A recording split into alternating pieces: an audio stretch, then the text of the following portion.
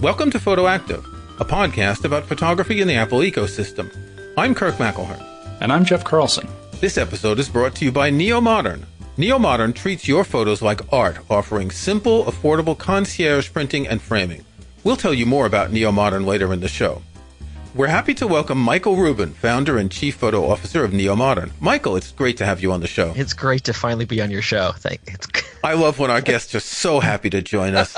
It's such an honor. No, I'm serious. It's great to be here. I listen to you guys all the time, and so it's fun to be on the show. I think that every week. And then I forget, I am on the show, right? And you're happy, and it makes you happy. I'm happy, yeah. Michael, tell us a bit about yourself. You've had a long, interesting career, and you are now, as I said earlier, founder and chief photo officer of Neo-Modern. Who are you, and what is Neo-Modern?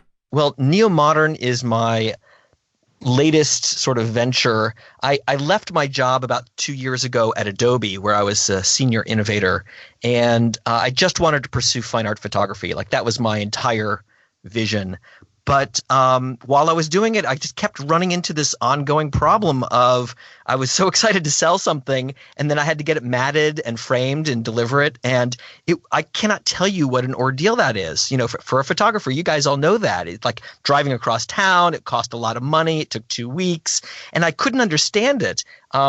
Meanwhile, my father passed away, and I sort of managed this large collection that my family has created over the decades. And I realized that all of the pictures in the collection, or not all, but like the majority of photos in this collection kind of quantized to a very finite number of sizes. They were 11 by 14 or 16 by 20 or 20 by whatever. And I couldn't understand why this was such an ordeal getting museum quality stuff done as a photographer.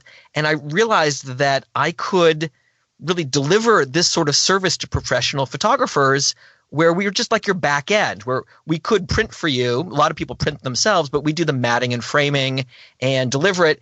And then I realized that consumers finally had phones that were good enough that they might want to avail themselves of sort of a professional pipeline. So that was the birth of Neo-Modern. I really didn't want to start another company. I've had a long, really kind of cool business career. I was at Lucasfilm. I worked for George Lucas right out of college, and we spun off Pixar to Steve Jobs. And then later I made films in Hollywood for a long time and wrote a bunch of books about digital filmmaking. And somehow, inexplicably, I joined the startup Netflix and was part of that for a long time. That was that thing where they used to send DVDs in the mail, right? Yeah, it's quaint, isn't it? Interesting idea. Yeah, I don't know. It's caught on, I think. I think it's still kicking around a little bit. DVDs are not – there's no future in that, I think. No. But I learned a ton at Netflix. I really liked that. It was a great experience. So I was kind of done and ready just to be a photographer. But Neo-Modern sort of dawned on me as an important thing to create. There's so much photography today is sort of ephemeral. People they take 1 million pictures. They're going to disappear. They have no idea. They're in 20 years, they're going to have no images. Yeah, they won't have that family album that people our age still have from, the early years. Yeah, it's great. A photographic print is a thing. It's a great thing, and it's not just an image. And the images are everywhere today, and that's wonderful. There's a lot of sort of visual literacy, but I think we've missed the point of photography a little bit, which is to choose from the millions of things we're taking, of all of the things we're seeing, and to make a beautiful physical print of some of them. And it will stand the test of time. They need to be archival, and that's what Neo-Modern is all about. We're about great photographic prints. So you mentioned this photo collection you have. How many photos are there? We had a previous discussion, and you were telling us about some of the photos in your collection, and I certainly envy you to have all those wonderful works of art on your walls. It is enviable. I got to say, I can't disguise. It's every time it's just like being on the show. I'm just so excited every time I'm in front of this thing. When I was a kid, I grew up in Gainesville, Florida, and my parents became friends with another professor of photography at the University of Florida, Jerry Uelsman. And he was pioneering this sort of multiple exposure, multiple image prints. And so he built the darkroom in our house. He taught my mother photography, and my parents started buying his pictures for $25 each and amassed a ton of them. And he was tight in the photographic world and started introducing them to other photographers. And the great thing about the 60s and 70s is like almost all the greatest photographers who ever lived were still alive. And my dad, having a little bit of a pack rat mentality and loving art and not being able to afford art with in quotes around it, like paintings and stuff, he bought photographs and decorated our house with photographs. So by my crib were the creepiest Jerry Uelsmann photos you can possibly imagine. And I grew up around this collection, and it was a thing that my dad and I did together, you know, like kids do stamp collecting. And because I was sort of a tech guy, I built a database to help him organize it. And so we spent our whole life building this collection. So by the time he passed away, there were about 3,500 prints of mid-century modernism, and that's from Ansel Adams to Ouija. It's just, and it focused kind of mid-century. But there's, I mean, if you can think of a photographer who's dead, they are probably in that collection. And soon after he died, I orchestrated, over the years, a donation of about 1,000 of those to different museums. But there's still 2,500 prints left, and there's a lot of cool stuff in there. And so one of the things that was great about neo-modern was even though I really see this as a web business, I wanted to have a great gallery where I could show pieces of this collection, and not to sell them, not to put them in museums, but to, photography is an incredibly populist, democratic kind of art form, and I wanted those pictures right where people could see them, where I could pull them off the wall and take them out of a frame, and we could look at them.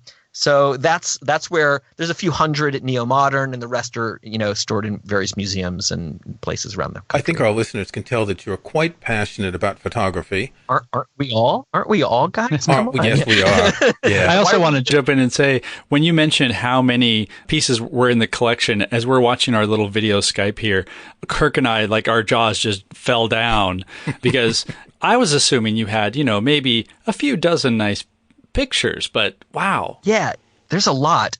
The problem in the organization of them was that for years it was sort of in a spreadsheet. I had them in Excel, and photographers like Harry Callahan, every photograph is titled Chicago or Eleanor, and every Ansel Adams is Driftwood and Yosemite, and it was really hard to know really what we had.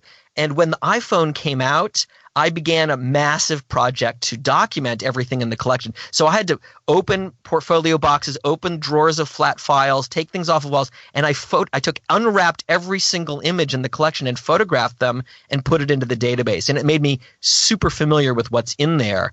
There's 100 Ansel Adams and 80 Cartier-Bressons, and I mean, there's just a lot of pictures in there. So yeah, I get very excited about it, and I finished the organization of it the week before my father passed away. I was able to show him the completed set, and it makes it very interesting to show people pictures in there, because I can do. He and I also tagged everything in the collection based on why he got it. So he was interested in New York in the 40s, or he's interested in abstracts or whatever. So I used all of the words that he used were his issues, and I tagged everything. So I can quickly pull up a set of abstract nudes, or, New York in the 20s or whatever. And it's a kind of a great way to slice this giant database of images. I find it interesting that you took pictures of the pictures with your iPhone to be able to make the database. I guess today you could probably just find them all on the web and download better copies of them. You know what? I did some of that. I did some downloading because I was just, I was taking pictures of them, and they weren't always great. And sometimes we would get reflections and things like that. And I wasn't doing it to reproduce them. It was just so we could identify them. But most of them are online. I'd say about 2/3 are online. But there's a third of those pictures people have never seen or are very hard to find. My dad had this sort of penchant for finding an image that was super famous that he really liked, and sometimes he would get the picture that was the next image that the photographer took. So like Robert Frank, there's a lot of Robert Franks in there, and one of them is this great photo called Street Line, where it's a vertical image, and the line in the street kind of goes up, and there's someone walking across the street. But my dad has this next picture where the person's like a little bit farther. You never see that photo online, but he has that one too. That kind of stuff. So it was really hard to find every image online. I did what I could. I would love to see the next picture of the Beatles walking across Abbey Road. They're probably teasing each other, hitting each other with something. Yeah, we don't have that. I don't have that one. So we decided we were going to discuss two of the photos in your collection, and you selected two photos that you particularly wanted to talk about. There will be links in the show notes so the listeners can see these online. Both of these photos are, I would say, iconic photos. They are immediately familiar to me. I think anyone who's familiar with the history of photography has seen them before. And the first one is Arnold Newman's portrait of Igor Stravinsky from 1946. And I've always liked this picture because of the geometry, the shades of gray. So for listeners who aren't yet looking at the photo, Stravinsky is at the very left of the frame. He's leaning his elbow on the piano and his hand is on the side of his head. And the piano cover is open at a 45-degree angle. He's in the corner of a room, so there are two different shades of gray behind him. And there's this triangle made by the piano cover and the post that holds it up. There's these lines, the vertical lines of the corner of the room, and the sort of laconic look on Stravinsky's face, like he's just bored by the whole thing. He probably was bored by the whole thing. Yeah. I mean, so picture it from Stravinsky's point of view. You're Igor Stravinsky, and you've got a 28-year-old photographer sent from Harper's Bazaar to take pictures of you at your piano. And I've seen. I think what's interesting in part is the contact sheets. I love looking at the contact sheets because he shot in 2.25, and so the negatives are square, and the compositions are, ordinary. For lack of a better word, they're just ordinary. They're pictures any of us might take of a person sitting at a piano, and they're nice. I mean, they're totally competent. But the magic of that photograph, and one of the reasons I like it so much, is that he cropped it. And I have to say, I don't crop my photographs. I don't. I feel like photography is about composing live in the real world. Like, that is photography for me. And as I said in a previous episode on aspect ratios, photography is meant to be in a 3:2 aspect ratio. I don't know that I would hold to a specific aspect ratio. I would only say that the composition you make looking through the viewfinder of the image, whatever that aspect ratio is, that is the composition. The objects are moving. They're happening in the real world. You position in them. There is no room for cropping in my book. Or the game, if that's the right word, is that can I compose this dynamic thing on the fly? So I don't believe in Photoshop. I don't believe in at least in moving pixels around. Says the man who used to work for Adobe. and the guy who grew up with Jerry Uelsmann making multiple exposure images. But that's different. I've come to recognize a lot of photography as illustration, and I think that it is different. I mean, I love it, and it's great. That people can do that is a miracle. And I worked at Adobe, and I was on Photoshop version 1, and but the reality is, to me, that isn't photography in the sense of the game that interests me about it. That's an illustration project. The game is, can I capture something? And so you look at the picture by Arnold Newman, and he's taken this sort of boring picture, but he has gone in and cropped it in a way that breaks a million rules of photography. There's no rule of thirds there. He has shoved Stravinsky to the far corner of that frame. And I love it. I love everything about that picture. And honestly, it's the cropping of that one, and frankly, the Erwitt too. I've chosen these for a reason. Okay, we'll get to that one a little bit later. But yes, it is also a photo that's visibly cropped in a certain way. It's visibly cropped. But they both remind me not to be quite so dogmatic about the joy of photography. Sometimes things get cropped, and it's look what it can be created. And for listeners who haven't seen the picture yet, it's also worth pointing out, you said that Stravinsky is shoved in a corner. Most of the image is the raised piano lid, and it's very dark. There's not very much, tonal detail there. It's basically a silhouette. And so coming to this for the first time, you're like, wow, that kind of looks like a piano thing. Oh, and there's a guy down there, So your eye has to travel this very wide, not very tall image. So the cropping right there is already making you move through the image. But also the line of the support, what do you call the support for the piano cover? That's going up on a 45-degree angle, and that draws the eye down to where Stravinsky is. I see it slightly differently. I look at the parallel between Stravinsky's head being held up by his arm and the piano being held up by that stick, and those are mirrored kind of images, parts of that image, which I think are fascinating. The other thing is the piano lid sort of looks like a treble, like a note, a musical note, this black note. And again, it's like he's done a number of really cool things in there, which are subtle, right? He's not hitting you over the head with these analogies, but it definitely creates motion in the static thing. Your eyes moving all over, and you're right that the piano's in the center. I look at it all the time. That's what I want from a photograph, is that every time I look at it, I just smile. Let's take a break, and we'll come back and we'll talk a little bit more about this photo and one other one after this. Neo-Modern is not just a frame store, but a unique, high-quality service for professionals and consumers set up to help make your images the best they can be. All their staff are photographers and Adobe experts, and Neo-Modern works with you to make gorgeous works from your images that you'll be proud to hang on your walls. You can drop into Neo-Modern's gallery in San Francisco, bringing your photos in any format. You can make an appointment with Neo-Modern's print masters, or you can get the Neo-Modern concierge experience online at neomodern.com. Neo-Modern provides museum-quality printing and framing at affordable prices. Visit neomodern.com, drop into the gallery at 1898 Union Street in San Francisco, or call 415-901-3411. And if you come to the Union Street Gallery, you can always see an assortment of the Rubin collection of classic photographs on display, along with selected works from customers. Arnold Newman is known for his environmental portraits, and many of them are of artists and politicians, where he would put people in the context where they worked.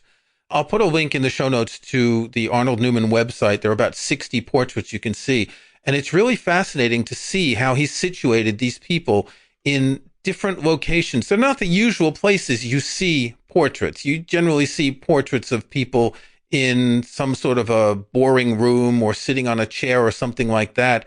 And here you see people like the German industrialist Krupp in a factory. You see Bill Clinton in the Oval Office. You see people in their natural habitat. Right.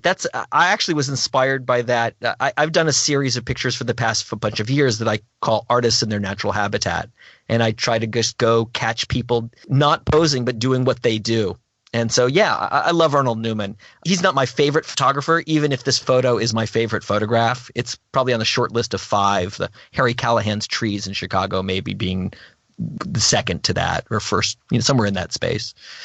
Oh, yeah, I'm glad you like him. I think as far as photographers who inspired me personally and my family, Elliot Erwitt is the top of that list. Right. So the second photo that you wanted to talk about is a photo by Elliot Erwitt that he shot in 1950.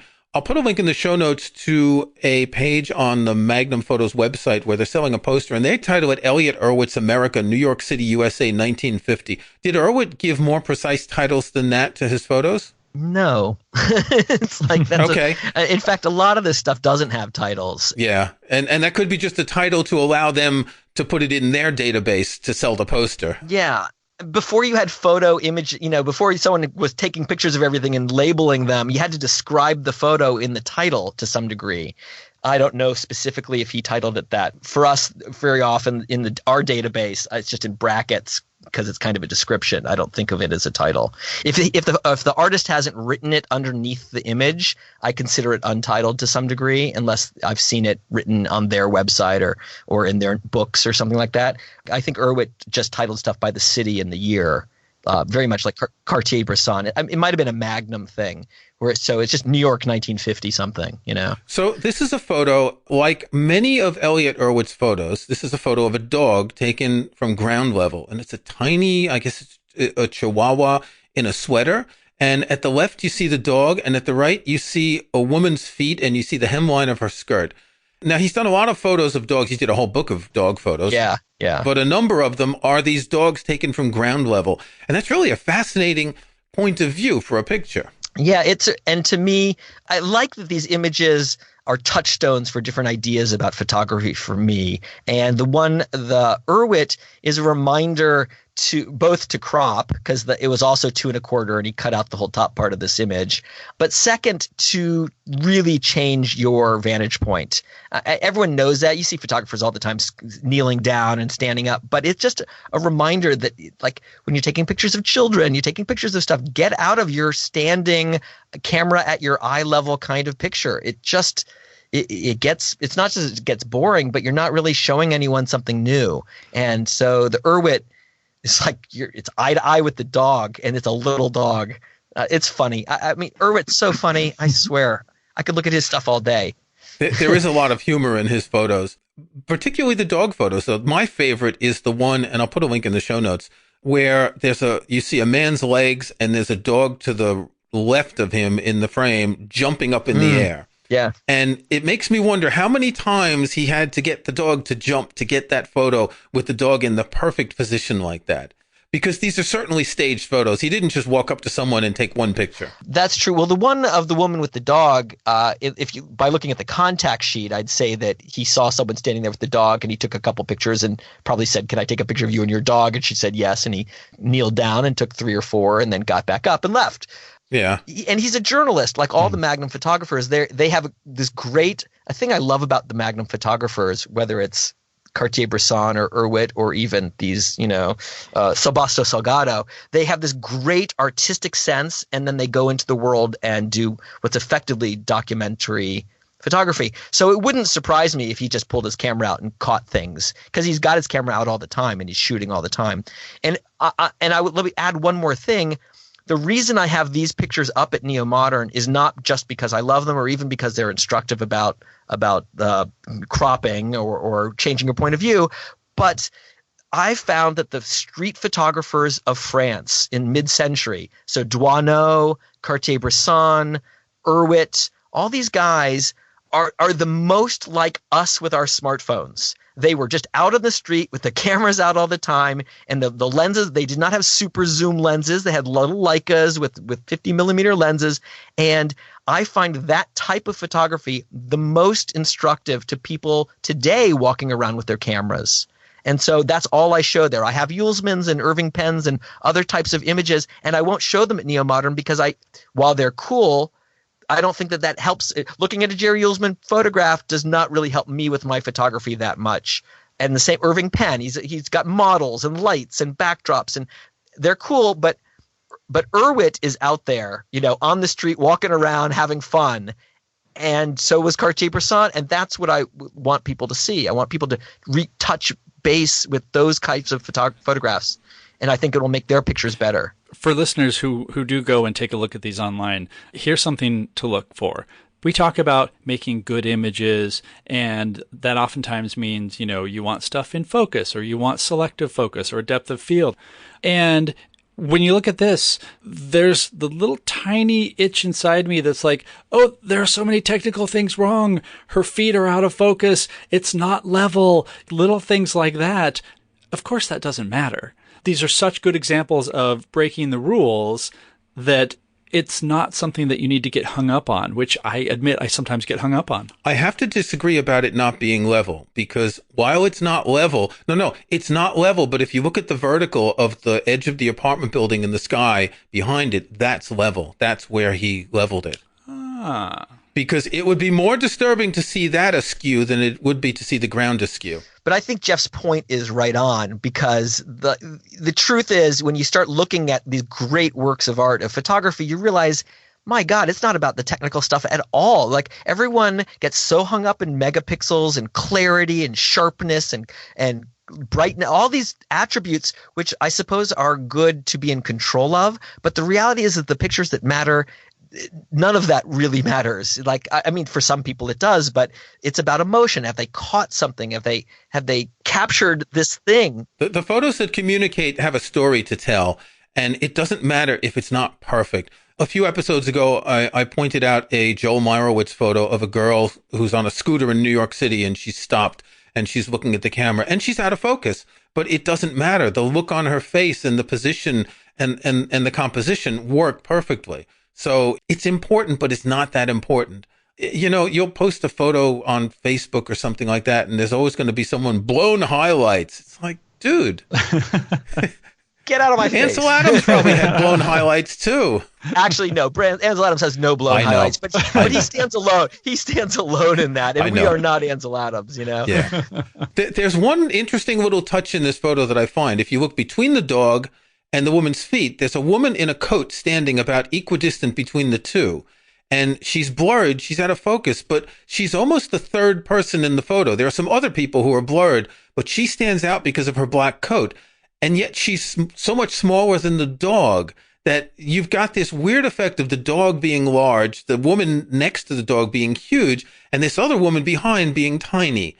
And it just has an odd juxtaposition, I think. Well, that's what I count on Erwitt for. You know, that's the magic of Elliot Erwitt's pictures, are these funny juxtapositions, whether it's dogs and people or just shapes. You know, there's that one of the faucet next to a crane, and it has kind of the same shape. And he just notices things. And I think, you know, they say that photography is about learning how to see. And Erwitt taught me a lot about seeing these sort of funny moments, you know, that are out there, the juxtapositions. And because everything's dynamic, you see it, and sometimes it's only there for a second.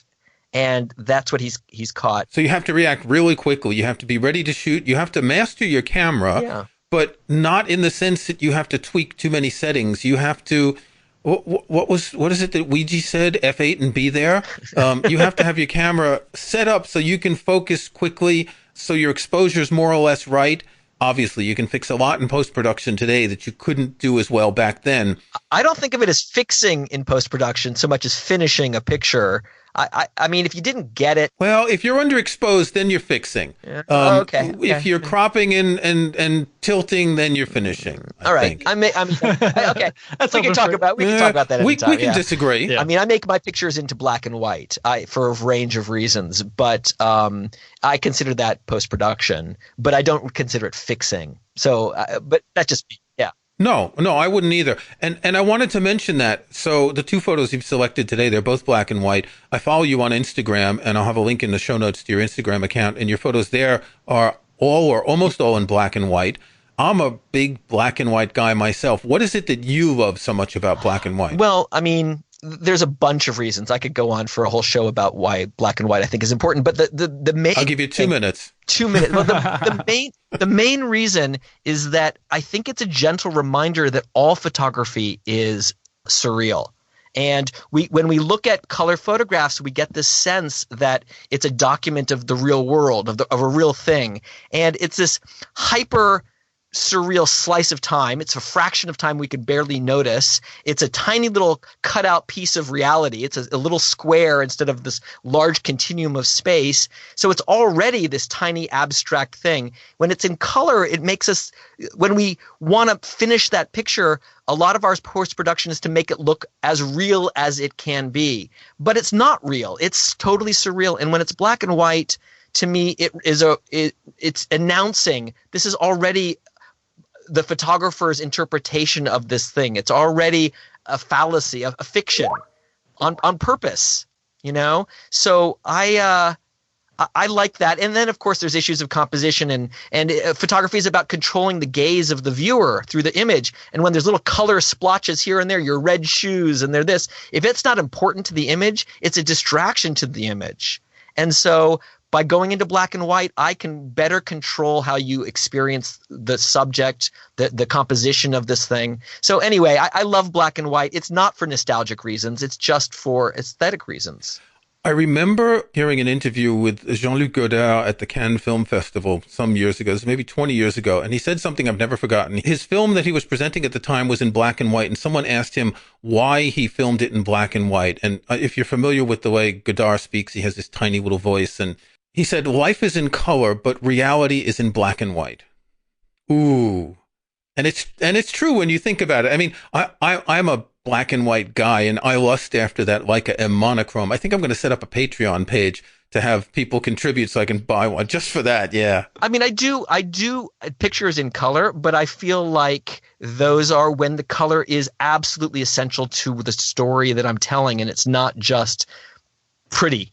It's not just making it pretty. And there's also that Susan Sontag thing that, like, if it's a beautiful photograph is not necessarily a photograph of a beautiful thing. And I think that the color lets us have crappier pictures that are just sort of pretty, kind of saccharine. And it's harder. It's harder to make a good picture in black and white than it is in color. And that's the fun. Again, it's sort of like that hunting nature of photography for me. Now, again, this is just my personal ethos about it. But for me, it's just making it a little bit harder to have these constraints. And black and white is another constraint that's sort of fun to try to work against. Okay, Michael Rubin, this has been really interesting. Thanks very much for joining us. Thanks for having me. I hope we can have you back again in the future to talk about more of your photos. I'd like to discover a few hundred of the photos in your collection. Come on down. Come to San Francisco.